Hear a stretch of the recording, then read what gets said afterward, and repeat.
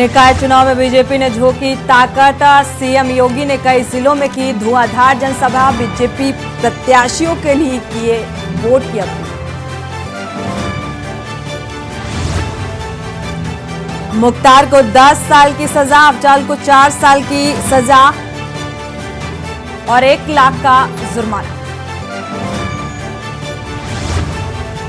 BJP सांसद ब्रजभूषण शरण सिंह पर FIR दर्ज। प्रेस कॉन्फ्रेंस कर खुद को बताया निर्दोष। बोले डर कर नहीं दूंगा इस्तीफा, कोर्ट और कानून पर भरोसा।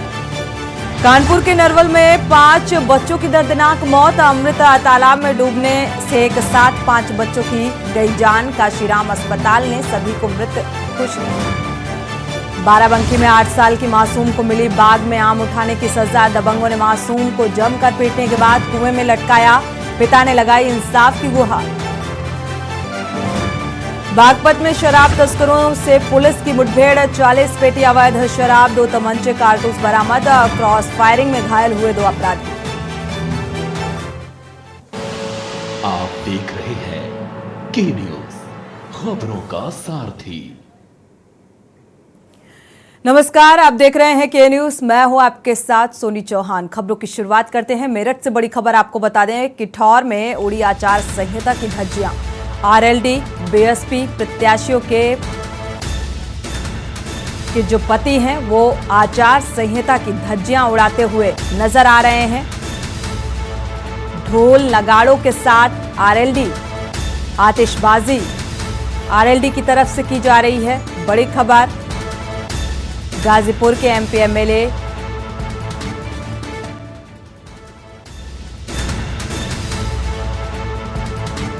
और इसी बीच आपको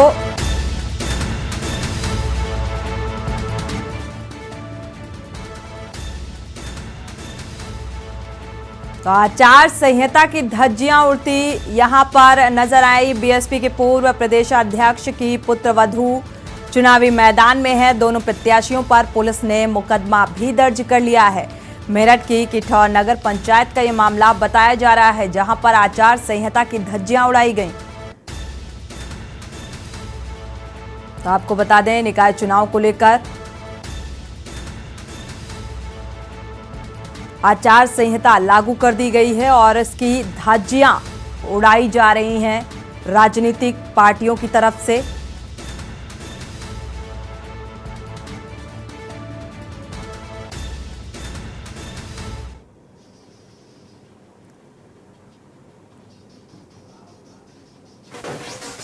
तो ढोल नगाड़े और आतिशबाजी।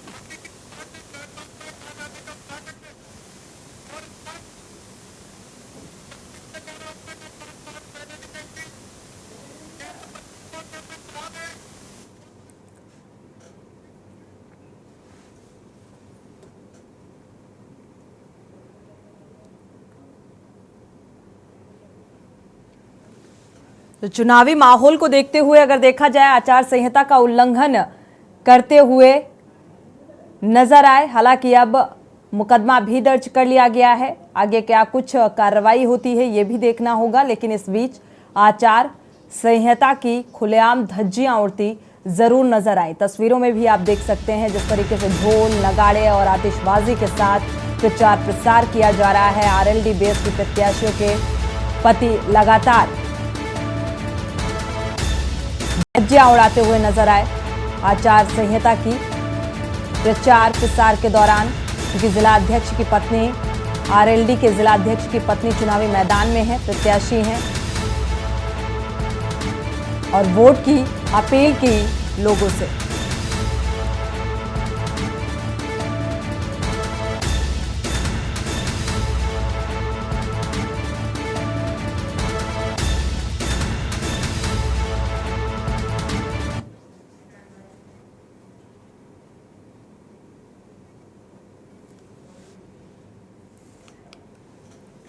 और इसी बीच बड़ी खबर आपको बता दें, अमरोहा से बड़ी खबर। बसपा प्रत्याशी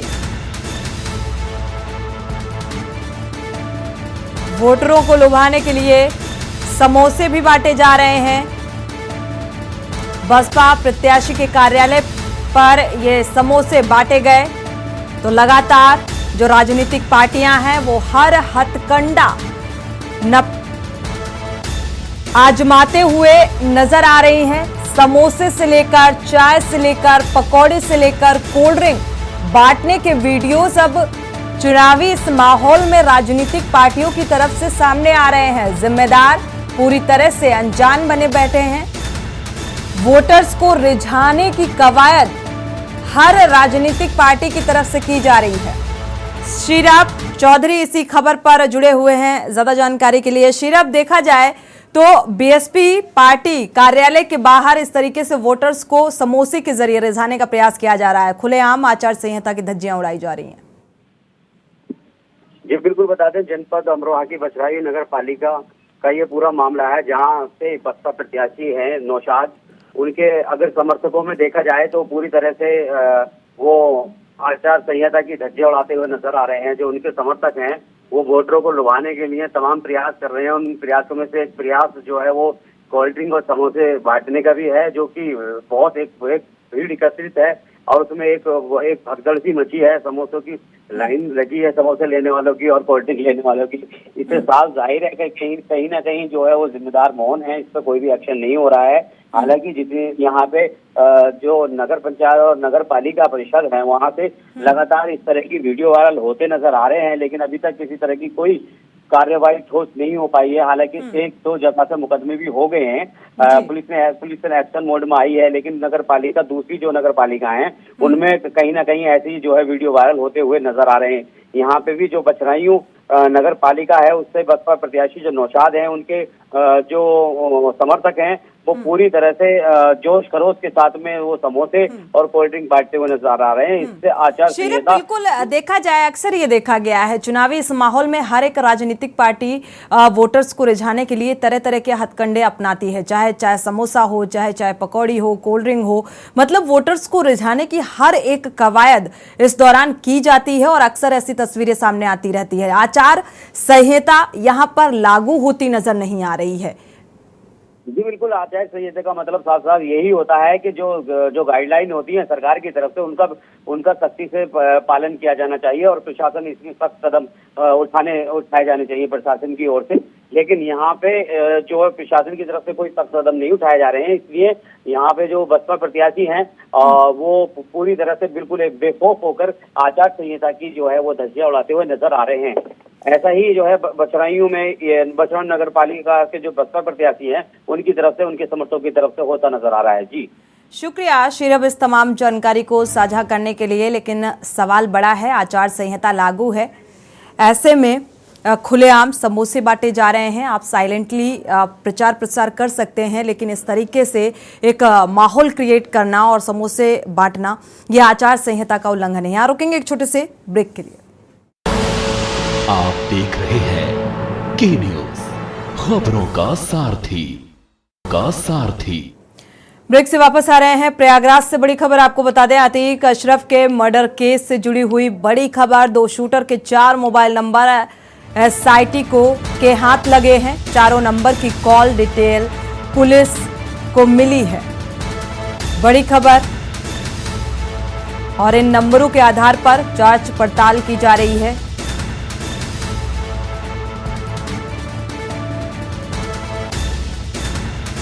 तो हत्या करने से पहले कई नंबर पर बातचीत हुई। लवलेश और आशीष मौर्य के मोबाइल नंबर भी सामने आए हैं, हाथ लगे हैं एसआईटी के। होटल से 2 मोबाइल बिना सिम के बरामद हुए हैं।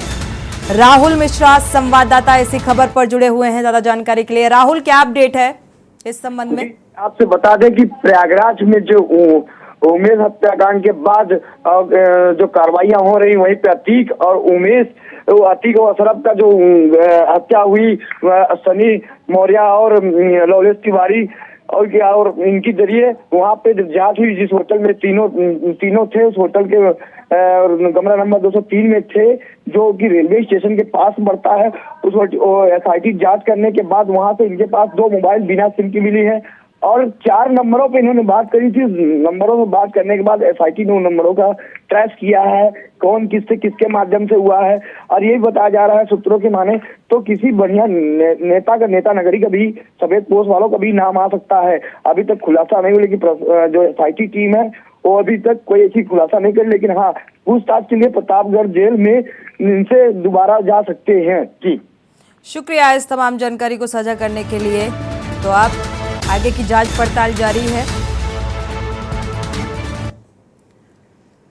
खबर महाराजगंज से है। सीएम योगी ने महाराजगंज में निकाय चुनाव प्रत्याशियों के समर्थन में जनसभा को संबोधित किया और इस दौरान सीएम योगी ने कहा कि यूपी की तस्वीर बदल चुकी है। सपा, बसपा, कांग्रेस ने युवाओं को तमंचा दिया, बीजेपी सरकार ने टैबलेट दिया है। पहले व्यापारी झुककर चलते थे, गुंडे माफिया सीना तान कर चलते थे, अब उल्टा हो गया है। व्यापारी सीना तान कर चलते हैं, गुंडे माफिया के गले में पट्टा पड़ गया है, वो झुककर चलते हैं। नगरों को सुरक्षित बनाया जा रहा है। आपको बता दें कि महाराजगंज से बीजेपी प्रत्याशी उर्मिला देवी, नगर पालिका नौतनवा से बीजेपी प्रत्याशी उमेश जायसवाल, नगर पंचायत सनौली से बीजेपी प्रत्याशी अखिलेश त्रिपाठी, नगर पंचायत निचलौले से बीजेपी प्रत्याशी दुर्गा प्रसाद गुप्त, घुगली से बीजेपी प्रत्याशी ओम प्रकाश गुप्ता, पनियारा से बीजेपी प्रत्याशी उमेश जायसवाल, परतावल नगर पंचायत से शुभ लक्ष्मी सिंह चुनावी मैदान में हैं।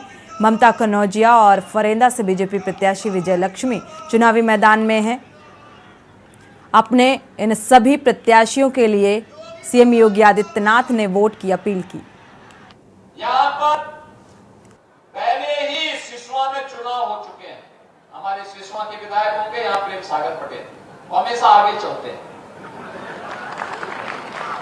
उनके यहाँ पहले हो गया तो अच्छा हुआ कि उन्होंने विधानसभा चुनाव पहले नहीं कराया,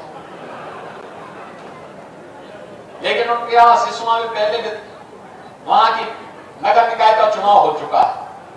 लेकिन अब महाराजगंज जिला मुख्यालय की नगर पालिका है और नौतनवा में भी नगर पालिका है, बॉर्डर क्षेत्र से जुड़ा हुआ है। 2 नगर पालिकाएं हैं, निसमौल, सोनौली, सोनौली एकदम बॉर्डर से जुड़ा हुआ, घुगली, फरेंदा, ब्रिजमानगंज, चौक, परतावल, पनियारा, ये नगर पंचायतें हैं। ये नगर पंचायत हम लोगों ने 4 नई इसलिए गठित की जिससे लोगों का नगरीय जीवन के साथ संबंध बने और नगरीय जीवन की सुविधाएं लोगों को मिले। ये सुविधाएं देने के लिए किया गया है, इसलिए अच्छा बोर्ड बनाने की आवश्यकता है। यहाँ रुकेंगे, एक छोटे से ब्रेक के लिए लौटेंगे जल्द। वापस आ रहे हैं। खबर देवरिया जिले से है, जहां यूपी सीएम योगी आदित्यनाथ का आज आगमन हुआ। जेआईसी में आयोजित जनसभा को संबोधित करते हुए सीएम योगी ने निकाय चुनाव के लिए बीजेपी प्रत्याशियों के समर्थन में वोट की अपील की। इस दौरान सीएम योगी ने कहा कि अगर कोई निर्दलीय जीतेगा तो शहर में कूड़े का ढेर लग जाएगा। न स्वच्छता, न सुरक्षा, न बुनियादी सुविधा, न गरीब कल्याण योजना का लाभ, कुछ भी नहीं मिलेगा। और इसीलिए कोई भी ऐसी गलती नहीं करनी है जिस गलती का खामियाजा पूरे नगरवासियों को बाद में भुगतना पड़े। इस दौरान योगी ने सरकार की उपलब्धियां गिनाई और कहा कि देवरिया में ट्रिपल इंजन जुड़ेगा तो यहां का विकास होगा।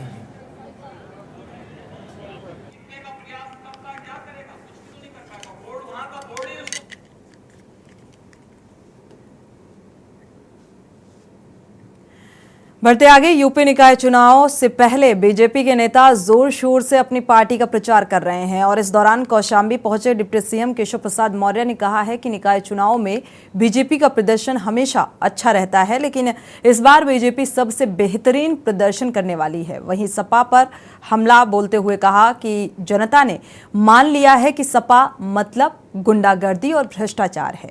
मुख्तार अंसारी को मिली 10 साल की सजा मिलने पर डिप्टी सीएम ने कहा, जो भी सजा हुई है माननीय न्यायालय के आदेश का स्वागत करता हूं, और लेकिन ऐसे अपराधियों के लिए ये सजा भी कम है। पहलवानों से मिलने जंतर मंतर गई प्रियंका गांधी के सवाल पर केशव प्रसाद मौर्य ने कहा कि कांग्रेस सत्ता और मुद्दा विहीन है, भविष्य के लिए उनके पास कोई नीति है और न कोई नेता है।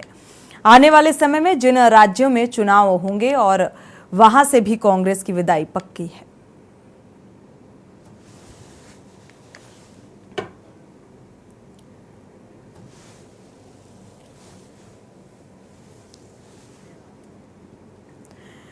रुक करते हैं अगली खबर का। खबर कानपुर से है। नगर निकाय चुनाव को लेकर प्रत्याशियों का प्रचार लगातार तेज होता दिखाई दे रहा है। इसी कड़ी में ग्वालटोली के वार्ड में 4 से समाजवादी पार्टी से पार्षद प्रत्याशी दुर्गेश यादव की ओर से भी चुनावी बिगुल फूंक दिया गया। वार्ड नंबर 4 के क्षेत्र में शनिवार को दुर्गेश यादव की ओर से सुंदरकांड और रामचरितमानस का पाठ करवाया गया, जहां भारी संख्या में स्थानीय लोगों ने हिस्सा लिया। आपको बता दें कि इस वार्ड की जनता पहले भी दुर्गेश यादव पार्षद के रूप में स्वीकार कर चुकी है, लेकिन इस बार नए जोश और वार्ड के विकास के उत्साह के साथ एक बार फिर से दुर्गेश यादव चुनावी मैदान में ताल ठोक रहे हैं। जिताएं, मैं क्षेत्र को 5 साल में स्मार्ट। नगर निकाय चुनाव में फिलहाल प्रत्याशियों की ओर से अपनी जीत के लिए पूरी कवायदें की जा रही हैं। बात अगर की जाए इस वक्त तो हम मौजूद हैं इस समय ग्वालटोली के वार्ड नंबर 4 में, जहां पे समाजवादी पार्टी से प्रत्याशी दुर्गेश यादव फिलहाल भगवान के नाम को लेकर अपने चुनावी बिगुल की शुरुआत कर चुके हैं। साथ में मौजूद दुर्गेश यादव, सर किस तरीके से देख रहे हैं चुनाव को? एक बार जनता यहाँ की आपको मौका दे चुकी है, पिछली बार सीट हाथ में नहीं रही थी, क्या क्या ऐसी कमियां रही पिछले कार्यकाल में जो इस बार नहीं रही? हम अपने इष्ट गुरु आनंदेश्वर बाबा जी से शुरुआत करके आज शनिवार के दिन चुनाव कार्यालय का शुभारंभ सुंदरकांड करा करके किया है, और समस्त क्षेत्रवासियों से यह विनती करता हूं कि हमारी मदद करें, हमें जिताएं। मैं क्षेत्र को 5 साल में स्मार्ट वार्ड बना के दूंगा। क्या लगता है पिछले कार्यकाल में कुछ ऐसी कमियां रही जो काम नहीं हो पाए, इस बार किस तरीके? पिछले कार्यकाल में जो कमियां रही हैं वो सब जनता जानती है। यहाँ पे कहाँ से कहाँ क्या हो रहा है, गलियाँ देखो बजा रही हैं, बहुत बुरा हाल है। मलेरिया, हैजा सब यहीं पे आता है गंदगी के कारण। वो सब गंदगी हम 1 साल के अंदर दूर कर देंगे, और बाकी दूसरे की बुराई क्या करना, हमें क्या करना वो हम जानते हैं, और लोगों को मेरे ऊपर विश्वास है।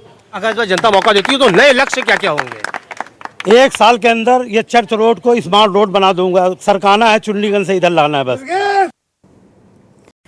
खबर उन्नाव से है। गंगा घाट नगर पालिका में बीजेपी से अध्यक्ष पद प्रत्याशी रंजना गुप्ता ने पौनी रोड, इंदिरा नगर व प्रेम नगर समेत तमाम मोहल्लों में जनसंपर्क कर लोगों का आशीर्वाद मांगा। और इस दौरान रंजना गुप्ता ने बताया कि उन्होंने बीते 5 वर्षों में विकास कार्य किए हैं, लेकिन अभी भी कुछ वार्ड ऐसे हैं जहां पर विकास की आवश्यकता है। चुनाव जीतने के बाद उन वार्डों में विकास कार्यों को कराना उनकी पहली प्राथमिकता होगी। उन्होंने ये भी कहा कि अभी नगर में तमाम ऐसी आवश्यकताएं हैं जिन्हें चुनाव जीतने के बाद पूरा करना है। नगर में पार्क, महाविद्यालय भी बनवाना है, उनके मुद्दों में ये शामिल हैं। इस दौरान लोगों ने भी बीजेपी प्रत्याशी रंजना गुप्ता को भरपूर सहयोग करने की बात कही है। आपने आज कहाँ जनसंपर्क किया है? आज मैं सुबह से जनसंपर्क कर रही हूँ। 5, 3, 17 वार्ड नंबर में किया है, और मैं वहाँ गई, वहाँ हमें जनता का पूरा सपोर्ट मिला, समर्थन मिला। जनता ने हमसे ये कहा है कि मैंने जिन 5 सालों में जो कार्य रह गया, जो नहीं हुआ है, उसको मैं इस 5 साल में पूरा करूं, और जो भी विकास नहीं हुआ उसको पूरा करूं। तो मैंने अपनी जनता को पूरा आश्वासन दिया कि वो हमें भारी से भारी बहुमत से विजयी बनाए। मैं जो कार्य पिछला छूट गया हूं, सरकार से ज़्यादा फंड ला के वो कार्यों को मैं पूरा करूंगी। खबर फतेहपुर से है। बीजेपी जिलाध्यक्ष आशीष मिश्रा ने दावा किया है कि फतेहपुर जनपद में 2 नगर पालिका और 8 नगर पंचायत में बीजेपी का ही परचम लहराएगा। पार्टी ने बूथ स्तर पर तैयारी कर चुकी है और एक एक कार्यकर्ता हर एक वोट पर पैनी नजर बनाए रखे है। जन जन तक पार्टी की नीति और योजनाएं पहुंचाने का काम किया जा रहा है। सपा के बारे में बताया गया कि सपा कहीं लड़ाई में नहीं है, और पार्टी से निष्कासित पदाधिकारी के बारे में बताया कि पार्टी के विरोध में जो भी आवाज उठेगी वो बर्दाश्त नहीं की जाएगी। नगर निकाय चुनाव की वोटिंग 4 तारीख को है, और भारतीय जनता पार्टी की तैयारी बहुत पहले से ही चल रही है, और हम सभी लोगों ने वार्ड स्तर पे प्रभारी बना दिए हैं। एक एक बूथ पे हमारा माइक्रो मैनेजमेंट हो गया है। बूथ स्तर पे हमारे कार्यकर्ता चिन्हित हो गए हैं। प्रत्येक 10 वोटरों पे हमने अपना एक कार्यकर्ता लगा दिया है, जिसका काम सिर्फ और सिर्फ वोट डलवाना होगा। 100% मतदान हो जाएगा। इसकी तैयारी पूरी भारतीय जनता पार्टी ने कर लिया है। हमारे सारे वोट निकालने की व्यवस्था हो गई है। खबर मऊ से है। अब तक गोपागंज नगर पंचायत का चुनाव उत्तरी और दक्षिणी दो ध्रुवों के बीच होता रहा है। कभी कभी थर्ड अंपायर की भूमिका में बीजेपी आ जाया करती रही है, पर इस बार सुभासपा उम्मीदवार शबनम पत्नी अफरोज आलम के आ जाने से चुनावी संग्राम रोचक होता दिखाई पड़ रहा है। अफरोज के हाथ में सुभासपा की छड़ी देख विरोधियों में खलबली मची हुई है। और आपको बताते चले कि अफरोज किसी जमाने में नगर में सत्तारूढ़ दल के बहुत करीब रहे हैं। विगत कुछ महीनों में पूर्व बगावती तेवर अख्तियार करते हुए चुनावी समर में कूद पड़े और नगर के लोगों की जरूरतों व उनकी परेशानी को बखूबी जानते हैं। इससे उनके विरोधी हैरान हैं, चाहे वर्तमान चेयरमैन हो या बीजेपी एक निर्दलीय प्रत्याशी हो। अफरोज अपने किए गए कामों के बदले लोगों से जन समर्थन की अपील कर रहे हैं। अब देखना होगा कि जनता को किसका आशीर्वाद मिलता है। तो अब उसको एम्बुलेंस चाहिए। रात को 2 बजे हम सुकून को बागने बनाने के लिए उस माँ बहन को या उस बेचारे हमारे भाई को जिसको जो है हार्ट है या कोई और बीमारी है, इमरजेंसी है, तो उसको हम फौरन एम्बुलेंस इस्तेमाल जो है करने के लिए उसके घर भेज सके। इसके अलावा हमारी जो भी भोपाल की जेन्युइन चीज है, जैसे समरसेबुल है, 8 दिन तक बंद रहता है। बताइए पानी कैसे चलेगा? पानी के बगैर काम कैसे चलेगा?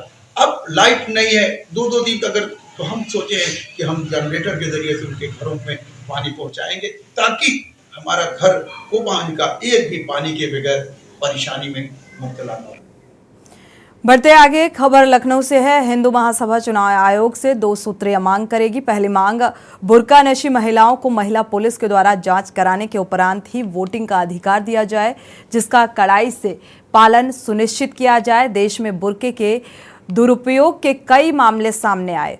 दूसरी मांग, रोहिंग्या मुसलमानों और अवैध बांग्लादेशी घुसपैठियों की पहचान करने के लिए वोटिंग वाले दिन एक बड़ा अभियान चलाया जाए, क्योंकि ये लोग फर्जी मतदाता पत्र व आधार कार्ड बनाकर वोट डालने अवश्य जाएंगे। इस पर भी चुनाव आयोग की कड़ी नजर होनी चाहिए। अखिल भारत हिंदू महासभा के राष्ट्रीय प्रवक्ता शिशिर चतुर्वेदी ने ये बातें कही। हिंदू महासभा चुनाव आयोग से 2 सूत्रीय मांग करेगी। एक मांग होगी हिंदू महासभा की कि जिस प्रकार से पूरे देश में बुर्के के दुरुपयोग का मामला सामने आया। इसी के साथ खबर उत्तर प्रदेश में फिलहाल बस इतना ही। आगे खबरों के लिए आप देखते रहिए के न्यूज़ इंडिया।